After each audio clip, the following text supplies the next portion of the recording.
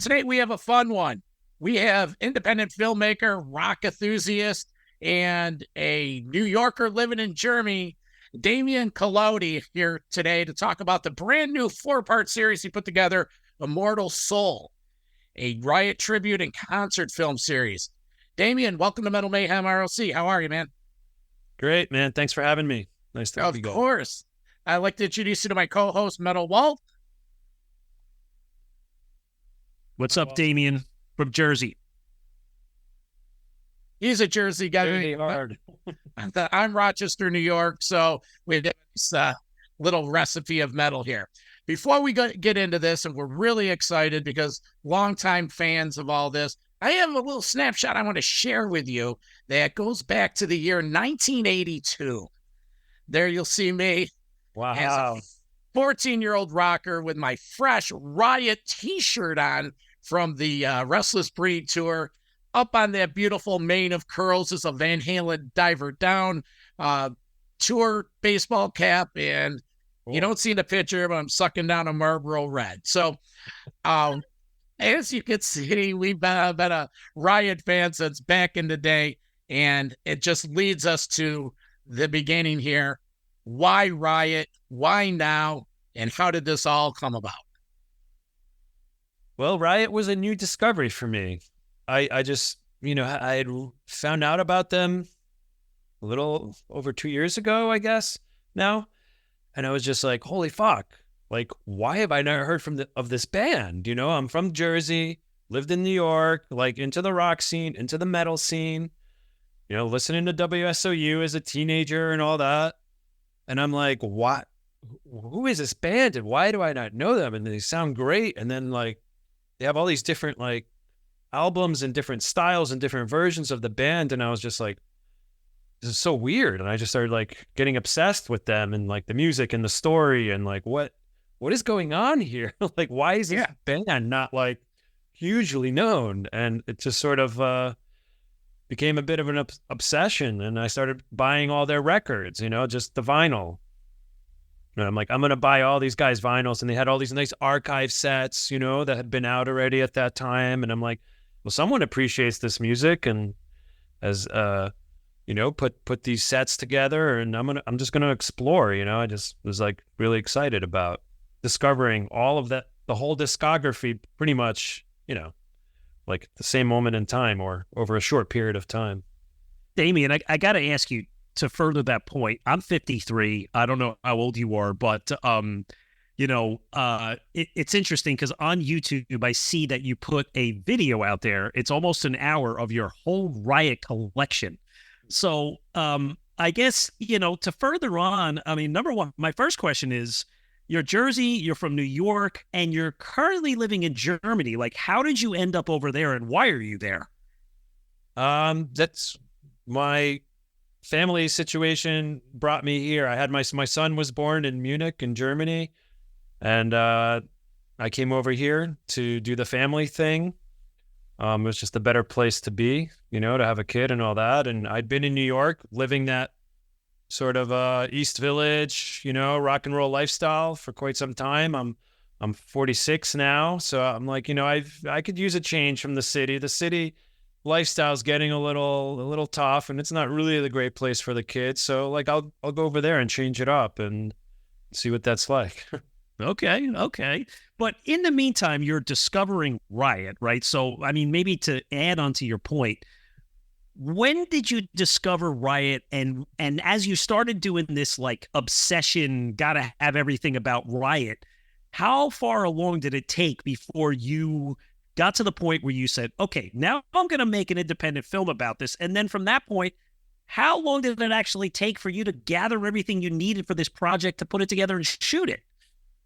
Well, that's not a short answer, but it was end of 2021. I started sort of like, I had read that article in, I guess, Louder magazine, like, the unluckiest band in the world. And they had some videos, and it was really like a well-written, interesting article. And that sort of like hooked me. That's when I started exploring. And then it had been quite some time. And while during that exploration, I saw there was a film about Riot out. the Fight or Fall film that the Metal Voice put out, which has a lot of information. And so I'm like, I had Steve Blush, who's in the film, wrote a book, New York Rock. He's in my previous film about Bitch, a Ladies Tribute to Metal, which was a rock and roll party at Don Hills with just women singing metal covers. And I made a film about that. And he was the DJ and promoter of that. And he's in the last film. And he was like, you should make a film about Riot. And I was like, there's already a film out there, probably it doesn't make sense to do anything since that film's out there. And so I put it aside for some time, but like, as I kept like researching and enjoying the band, I kept finding like these little different interviews or, historical video artifacts online and sort of downloading them and collecting them. And at some point, I'm like, I saw Riot V was playing at the Keep It True Festival, which is like a couple hours from Munich. And I'm like, I've never heard of this festival, but like, I'm going to go see them, and I contacted Mike Flyntz and said, I'd like to make a little documentary, like a mini documentary. I'll just do like the European angle, I'll approach it differently. I'll just talk to the European fans, to make it different from the other film. It'll be like a mini doc, and then we'll see, we'll just do something small, it'll be just like a little tester. So I went there and I wasn't even sure if I was going to film, but, I ended up shooting with my iPhone, most of those interviews. And once I got going, it's just like people started introducing me to other Riot fans, and I just started getting good interviews and cool footage. And, it grew from that moment. It grew. Then later I did interviews with Mike Flyntz and Donnie. And then Mike Flyntz introduced me to Giles Lavery, who had put together the Riot archives.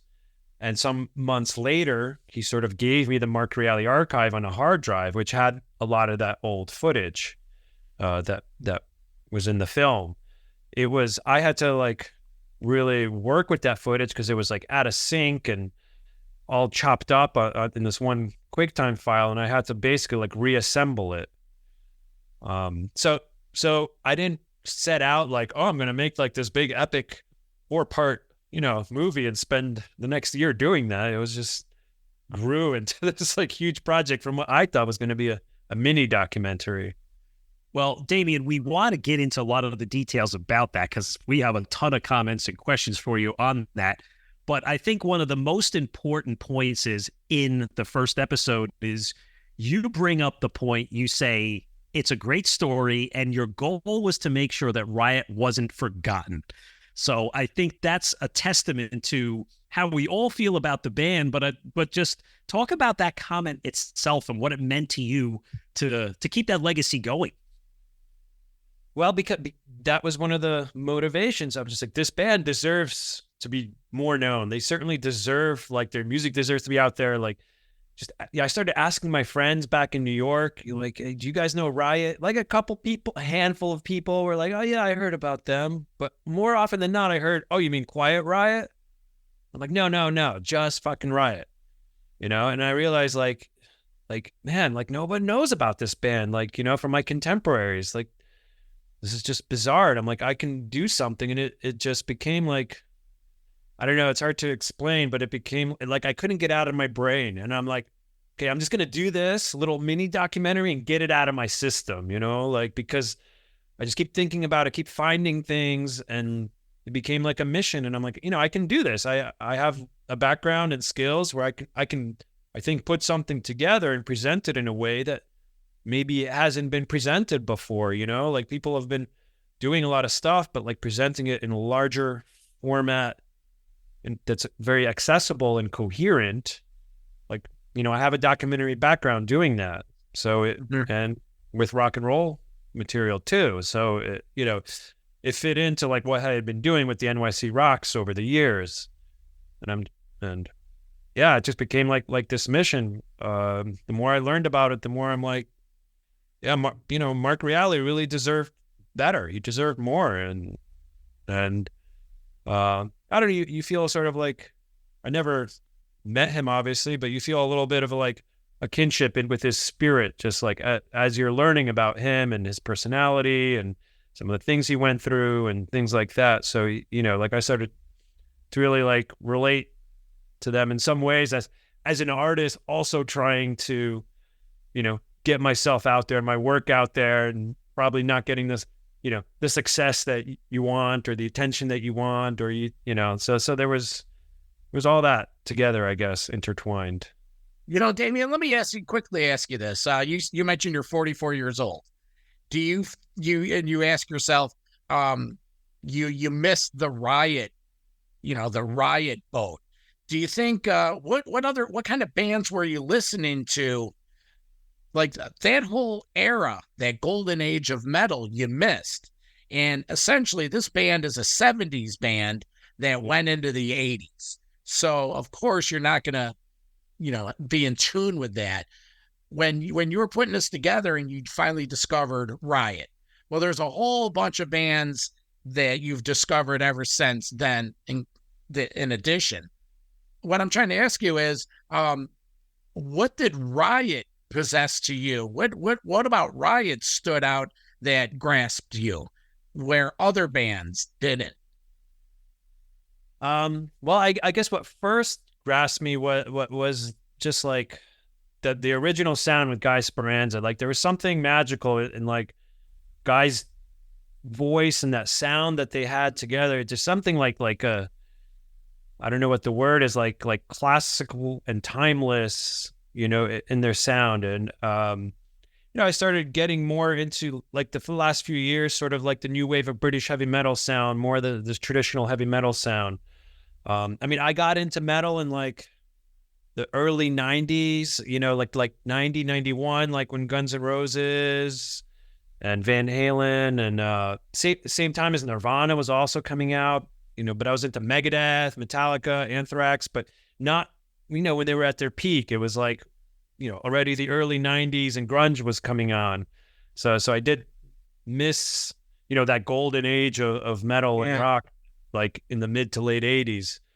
But I always liked the kind of metal that's fast and melodic, you know, like the vocal style for me. I like when they can sing most of the time, but I like really fast. So then Riot had that, especially with like the Thundersteel stuff too. Like that for me is like that formula of fast, aggressive, high energy music, metal, hard rock. I mean, I like the whole spec. I like punk rock, you know, like all of it. That combination just sort of resonated. It just sonically resonated for me. And all their, you know, in those particular forms, the speed metal stuff and then like the early Guy stuff, like it just, I don't know. Sometimes you just hear something and you're just like, it comes back to vocals, and you're right on the Guy vocals. The band, you know, I've been into Riot for years, but you're right. I subscribe to the has to have a hook. You have to be able to listen to the vocalist. Now, don't get me wrong. I could easily pivot to harder stuff like Slayer and Exodus and thrash stuff, but I grew up on that. I was a 14-year-old kid getting into that, so it's in my DNA. But for someone that's older getting into that, you don't have that connection to it. So I would even say for me, John, it's like I'm 53, so I'm a little bit older than Damian. However, it took me a while because I missed the boat by about 5 years from that sweet spot of metal, right? So I had to catch up just like he did.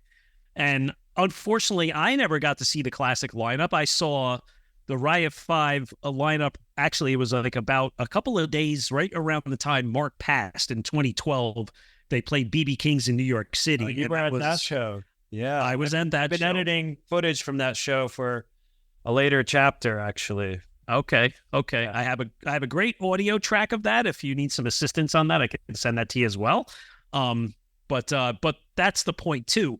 But Damian, there was a part in one of your segments where you got out with the fans.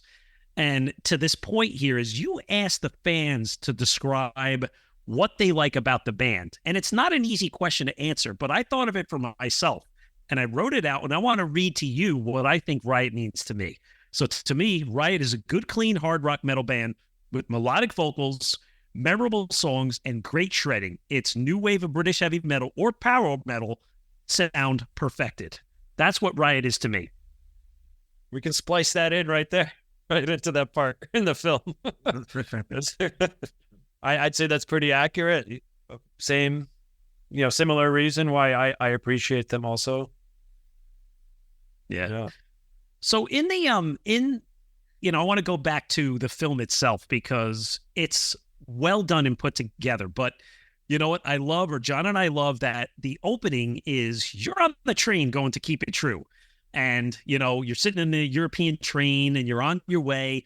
But what makes this documentary or this film really, really nice is, yes, it's based around the Keep It True festival, but you're talking to Oliver, the show promoter. You're talking to all of these colorful fans, and there's a lot of them. From the curly blonde-haired guy that's almost spilling his beer to the couple, to lots of great quotes. But it's the interplay between the show, you guys going back to the archive footage and the beginnings of the band, and then as Riot V are playing these classic songs, you're showing the performance, yet you're also taking us through a back history and talking to the fans and the promoter about like their opinions of Riot. So just talk a little bit about like what you set out in how this whole structure of the film was going to be laid out. Well, I didn't know that I would have all this archival footage, when I was doing that. But I knew the questions and the topics that I wanted to cover. So I was able to sort of like steer the interviews thematically, based around, the questions I gave and the conversations I had, where I know there were certain topics I wanted to talk about, like, well, how did you feel about, like the different eras or what makes the music special? And so, I've done that with other films. I've done 2 documentaries about revolutions in Ukraine outside of all the rock stuff. And it was also like doing a lot of these, people on the street interviews and trying to tell a story with these interviews, just talking to people and piecing that together later. So I've had some experience doing that, and I think I was able to sort of like get, it's not easy approaching like strangers and just asking them to talk on camera. So it takes a little warming up and trying to get people comfortable and, loose and relaxed. And not everyone was, but a lot were. So there's, there's definitely this like interpersonal dynamic at play when doing that. And I wanted to get like people from different countries, people from different, age brackets also. I mean, this was interesting for me because most of the time online, you see like the people who comment on these Riot groups that they're older people. They're people who grew up with them. And here there's like a whole new generation of people that are appreciating the music and into it. And so that was also, this is something, I want to explore. So it started out just being that, and all the other that was the first thing I did. All the other interviews came later, with Oliver, with Mike, and, I didn't know if it would come together or not. It's sort of like you're build a little sculpture, and then you're like, oh, let me try putting this here and that here, and it just builds out. What was the plan? 2-part question here. Did you set out to make a 4-parter? And what was the plan if you didn't receive all this additional media? You talked about the Super 8 homes, movies, all the exclusive footage. How would you make up for parts of this? Well, I wasn't going to make 4 parts, but like I said, I just thought I'd make a mini documentary. I'm just going to go and make like a 20-minute thing about Riot, like just talk to some people, edit it together, put something to, a little thing together. And then maybe I can, I don't know, build some interest from the band or somewhere to get some funding to do something bigger or not. But like, let me just put together like a shorter thing and then see how that goes. And maybe, down the line, because, like doing something like taking on a project like that for no budget, no money, it sort of doesn't really make sense at this age. Of course. Well, some of that footage is fantastic, like the home movies of the guys walking around New York, and it's perfectly intertwined with the the content in the copy of the piece. Let me ask you, did you get this from the Reale estate? Where did you get all this stuff? So this came from Giles Lavery, who put together the Riot Archive collections. And he also produced that movie, that the Metal Voice did, called Fight or Fall. I don't know if you guys have seen that. And they use a lot of that footage, but they used it in a different way. They used it more as B-roll. So like they'll have interviews, then they'll drop it over the interview without audio. And when I saw the footage, I'm like, it's really cool to just like hear the natural sound from that. The audio is actually out of sync. So I had to sync the audio, and then that it was scattered all in one QuickTime file. So I had to like find those little bits that I thought could go together and sort of construct like that New York City montage of them walking around and doing this, and put that all together. But that footage and everything that Giles got, because he went into Mark's bedroom and pulled out like boxes of stuff. Wow. That's awesome.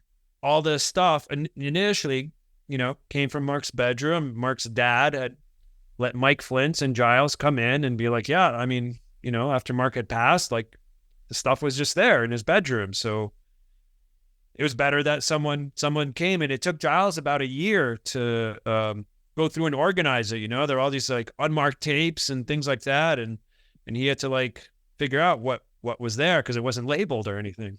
The one thing that there's many factors of this first episode that I loved was it was very much a timepiece. I grew up in the 70s, and I remembered all that. And the one piece of video footage you have throughout is the pro shot footage of the band playing. It looks like Long Island or New York. And just the imagery and throughout, what the people are wearing, what the people in the crowd are wearing.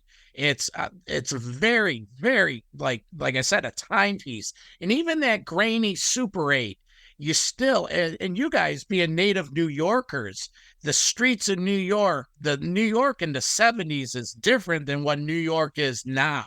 And it was just, it's a compliment, and you really, really captured something. And the editing is just, you're going from 1977 combination of still photos of these guys in someone's bedroom to all of a sudden, you go back current day and have a commentary from one of these concert goers that you talked about, and they're talking about, it was just well edited.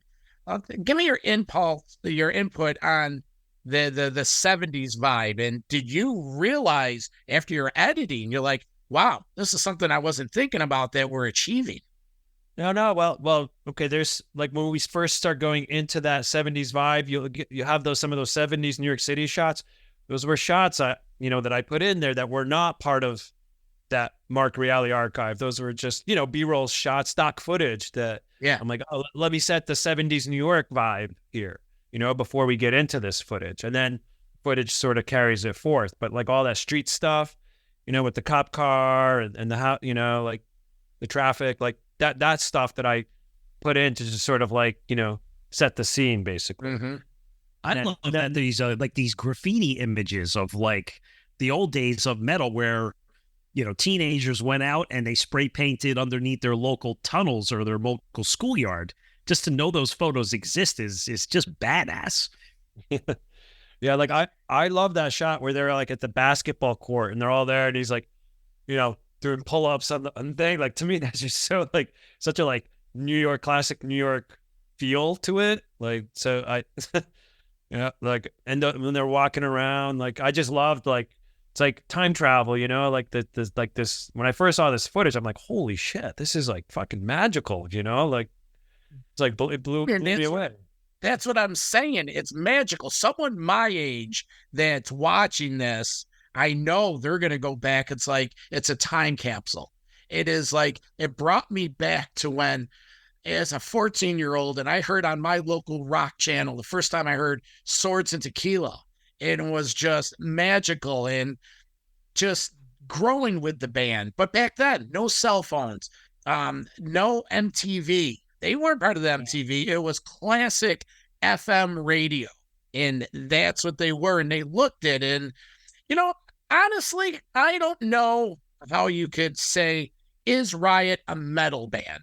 Or are they a hard rock? And I'm not here to dispute, are they metal or not metal? But it was just there at the top of their game, and they were a fantastic hard rock band that wrote really good songs. And unfortunately, the documentary, we're just starting to find out the story of Riot. Let's talk about how Riot, the ins and outs of the beginning of the band, how they got a bad record label deal, and just the turmoil of the band. Yeah, I mean, obviously I wasn't there, but this is what everyone has talked about, is this, record deal that they initially signed. And apparently that's why, like Phil Fight left and Lou didn't want to sign it. And it, like these guys who left early on didn't want to sign the contract. And as it says in the film, their lawyer advised them against signing it, but they just wanted a record deal. And, they were young, and they sort of gave up all their control, like the cover and all that, like all that stuff that was done with the Seal mascot. That they had no input into that. That just was like, okay, here's what it's going to be. Here's what it's going to look like. Once they recorded the music, they were sort of out of the picture, and the finances were just, they didn't know what was going on. They weren't getting reports or accounting or anything. And yeah, I mean, that's what hurt them, down the line. Is why guys kept leaving the band, is that they weren't able to sort of get a living wage, I guess. Damian, there was a segment where it shows the importance of Riot, because there was footage of James and Lars coming in wearing their Riot t-shirts, right? But it also, the interesting point was around how they got the guidance from the management of Metallica, Cliff Bernstein at the time, where he basically said, run, get out of this. This is a bad deal. You guys have all the songs and all the tools and all the talent, but you got to get out of your band management. And I believe it was Rick Ventura who was the one that went on your documentary and stated that. Yeah. So, talk a little bit about that comment you heard from Rick and what you heard from the professionals that were there at the time. Well, the Riot was, the talent was there. They were up and coming, but I guess like the way their management operated and it interacted with other people on the business side, they were not wanting to relinquish control. Like, they just didn't want it. Just, I guess they wanted to just keep control of the whole situation. And Mark mentions it, Rick mentions it. I mean, anyone who was there, I guess, has that. I mean, it's hard for me to comment more than what's on the film because I that was before my time. Right. But I think these guys just had control. And like John Zazula, when he had Metallica, at some point, he let them, they went up. He was crushed by it, but, they moved on to a bigger label. And that's what they needed to do to grow, even though John had done all this stuff for them, right? To bring them onto Megaforce and created the label. But to get to the next level, they needed to move beyond that. And Riot did also, but those guys didn't want to let them go. And Damian, what I don't understand about that first, the management, the fact that they had such a stranglehold on the band financially, but yet they weren't letting them, be profitable or expand. It didn't make sense. It's like they kept them down. Yeah, I don't know. Like, I know, you hear people say that they reinvested money into the band. They invested money in the studio and the recording time, that they had a top-notch equipment, and that the money that came in went back into the band, into promotion. It's hard for me to really make any accurate commentary on that, because all I know is hearsay, really. Rick would really be a good person, or Sandy Slavin, to find out. Lived it. I mean, you're right. You're so close because the Electra guy, Tom Zutat, he was the guy behind the A&R guy that found, Tesla, GNR, and Riot was next on that list. And it's like so close. Yeah.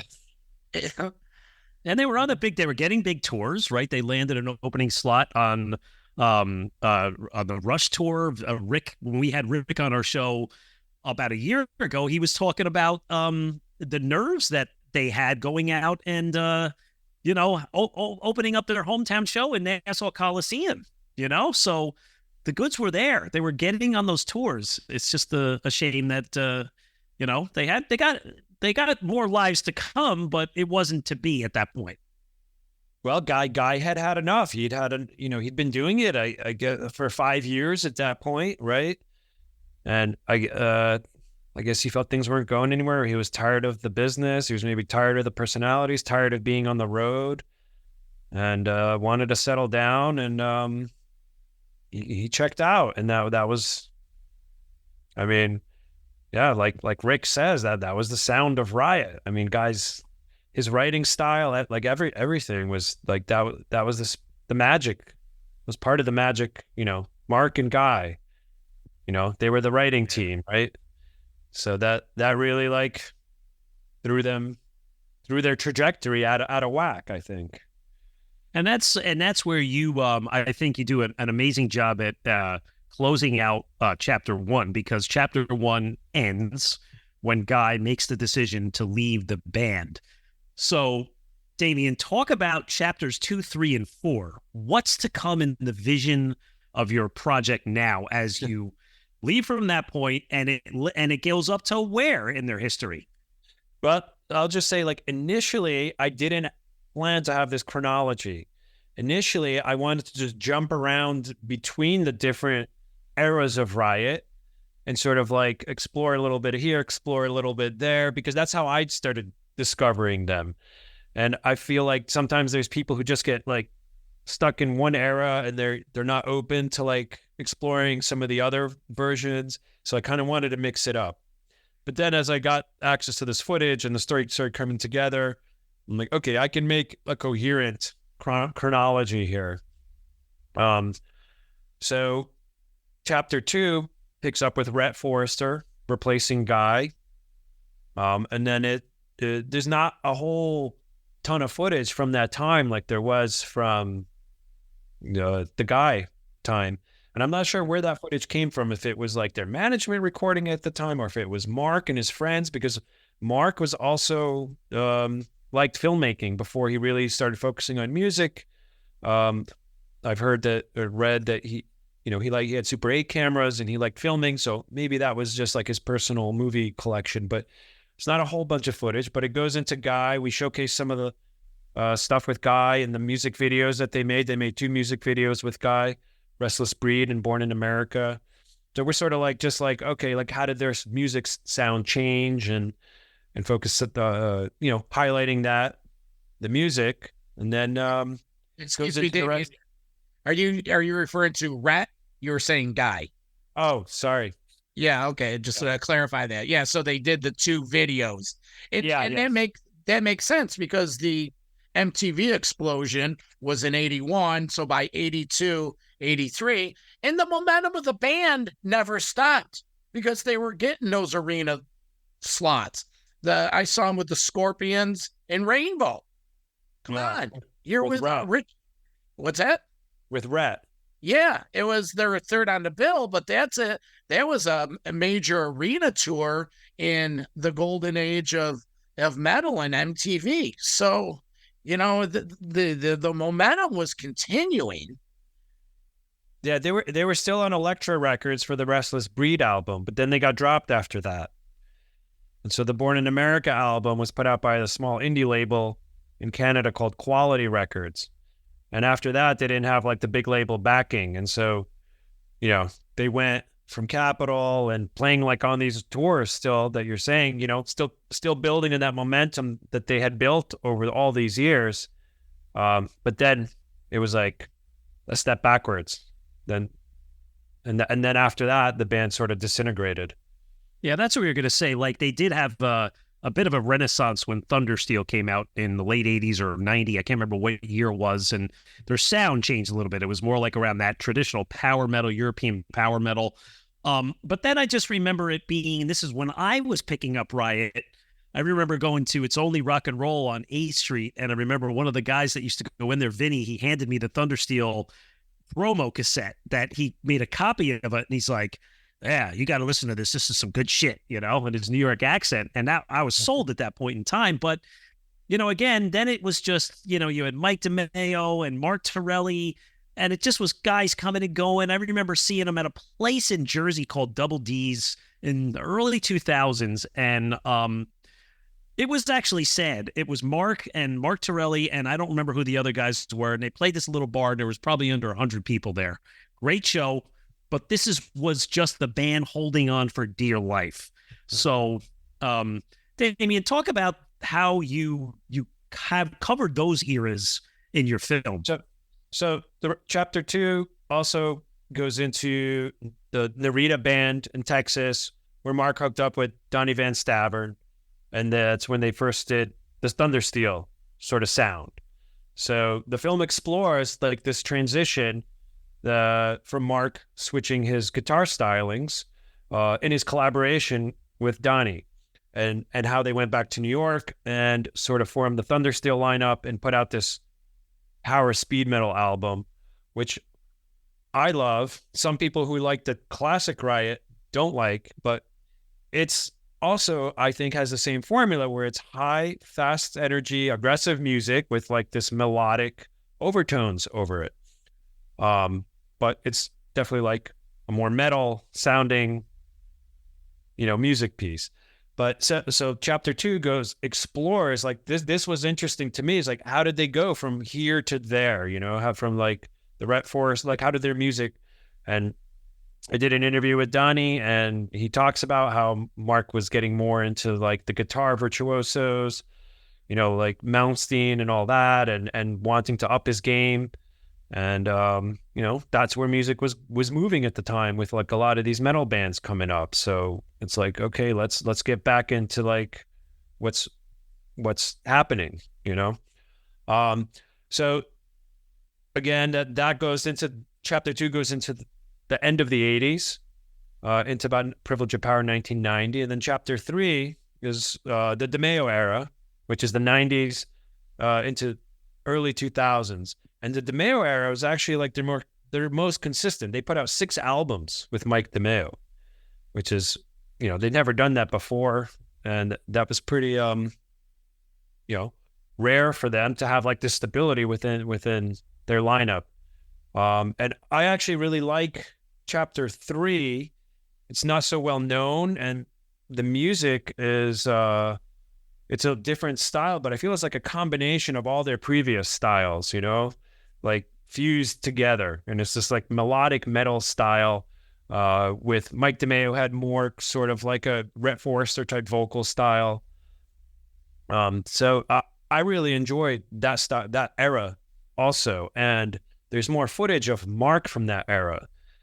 So for me, that chapter 3 is really cool because you get to see a lot more of Mark Reale behind the scenes, and get a sense for his personality and how he worked. And you know, part of this project is also giving Mark a voice, you know, like finding these old recordings of Mark telling his story and putting them, finding where they're going to fit best and putting them together. So chapter 3 really like Mark came into his own. He left the label finally in the mid 90s, and, you know, that he had been with since 75 or 77 when they signed. So, you know, there's this story of Mark Reale also that's being presented more, I think, as the chapters go on, or as we move through like the different eras. You're also getting a sense of Mark's story too. I have one comment. Maybe I have to do my heavy metal homework, but you mentioned at this era, what's the guy's name? DeMeo? Mike DeMeo. So what was the lineup? Mike on vocals, Mark Reale on guitar. This Van Don guy was in the band? So Donnie left after the Privilege of Power album, and he was replaced with Pete Perez, also from Texas. He was part of this, San Antonio metal scene. Mm-hmm. And Bobby Yerzambek, who was on Thundersteel and Privilege of Power. Worked with Priest and Halford, Sebastian Bach. So he was sort of in and out of the band through the 90s. He did their first album with Mike DeMeo, Nightbreaker. Then John Macaluso drummed for Brethren of the Longhouse, which came out in, I think, 94. And then Yerzambek came back for Inishmore in 96 and Sons of Society in 97. And then Bobby Rondinelli drummed in 2002 for Through the Storm. And then Frank Gilchrist drummed for Army of One, and it came out in 2005. And Frank is the current drummer for Riot V.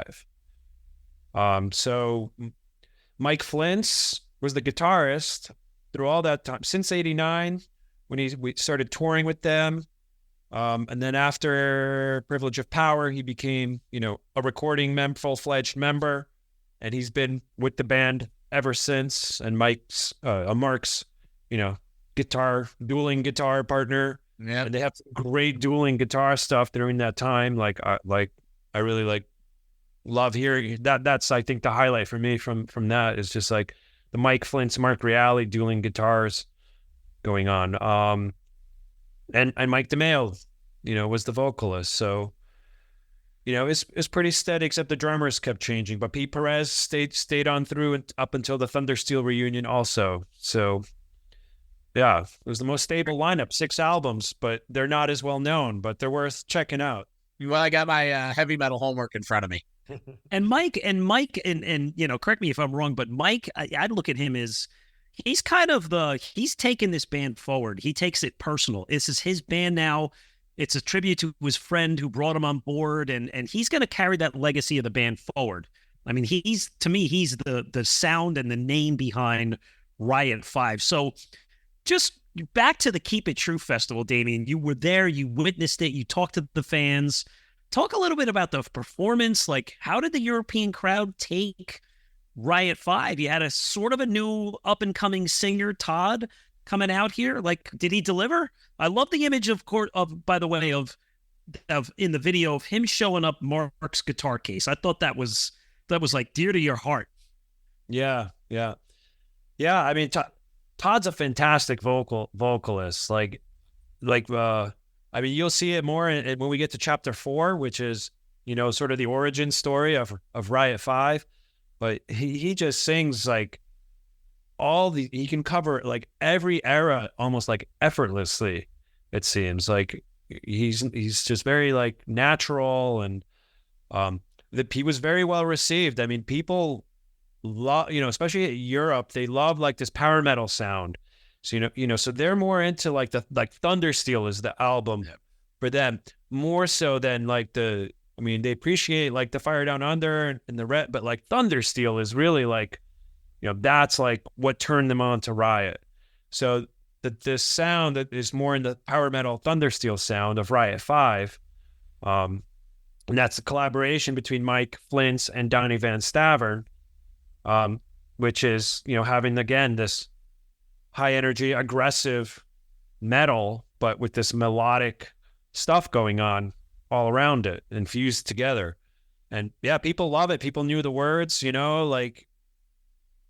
especially the Keep It True festival, the people here there really appreciate more underground bands and cult metal and traditional metal, and they're really sort of experts, in that genre and on the scene. And that's one reason I wanted to explore the festivals a little bit, to sort of establish that these are people who take their metal really seriously. They're not casual. This is their life. This is their religion. And, they know what they're talking about, or they really mean it, they're passionate about it to a level that, sort of maybe the average rock and roll person is not. These are people who really dig into things. So they're super, Riot V are superstars. Well, that's what the metal community is. It's a community, and we we have a bond. And so, of course, they take it seriously. Damian, let's recap the YouTube schedule where people could find information about New York Rocks and everything with this docuseries. So there's a YouTube channel, NYC Rocks TV, and that's where everything is playing. And I'm premiering it every Saturday in January at 2:00 New York time, 8 p.m. Germany time. So there's like a premiere and then a live chat during the premiere, and then the film will just live on that link for some time. So it'll be available there indefinitely at the moment. And so there's one chapter every Saturday in January for 4 chapters. And there's also, I have a website called www.nycrocks.tv. And all that, you can find everything there also. So you can, just go to that website and the different episodes will appear there, and there's more information and a press release. And some of the past works we've done for NYC Rocks, which is 2 seasons of a web series, and the Bitch, a Ladies Tribute to Metal documentary. So yeah, hopefully, what the idea is to release these sort of like 1 week apart, like kind of old school style, where like you can build a little anticipation. You're not just like dumping all the episodes at once, and hopefully like it'll, build a little momentum and attention to going forward, as people hear about it. Maybe, have that, you can talk about it in between like the week, like you used to do. So that was part of the idea.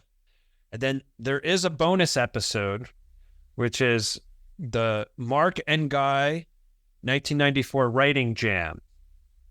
And what that is something that exists to the public as part of these Riot Archive sets. So there's 5 different sets. Mm-hmm. And on one of only on the CD, there's a data track that was recorded when there was, in 1994, Guy wanted to do a comeback. And he got together with Mark to just like try to hash out some song ideas. And so this data track exists like on this compilation, but it's really hard to play. And like most people have never heard it. You have to like put the CD into a computer and be able to like open a data track, or have a CD player that plays a data track. It doesn't play as a regular track. So I listened to it, and it's like really cool, but it's long, it's a little repetitive. And so I edited it down to make it like more digestible and manageable, and threw in some of that old footage just over this audio. It was just a DAT tape that was recorded, like from this get together that they did. And they're basically, and there's some chit chat between Guy and Mark, and like, I've never seen interviews with Guy, so it's like you get to hear like him talk and get his personality. So for the hardcore fans, I think that this is like something really special. Like it'll be really cool. But I haven't decided when to release that yet. Well, it's invaluable content, and we thank you for doing that. Thank you for joining us. We appreciate you taking the time. Thanks for having me, man. I'm glad you guys caught wind of the film, like I didn't know how many people, like how it would get out there, but yeah, I'm glad people are digging it, and it sort of seems to be accomplishing the mission and accomplishing Mark's mission of getting his music out to the world also. Yeah, thanks, bud. Nice to meet you guys, good. And thanks you too. For having me. Yeah, we'll talk to you down the line. Definitely. All right, see you, man. Have a good one. Cheers. Bye. You too. Metal for life. Thank you for listening to Metal Mayhem ROC. Check out our website at metalmayhemroc.com for information on podcasts, archives, links to all our live radio shows, and all sorts of info. Please like, follow, and share with everyone, even your non-metal friends. And always remember to keep it heavy.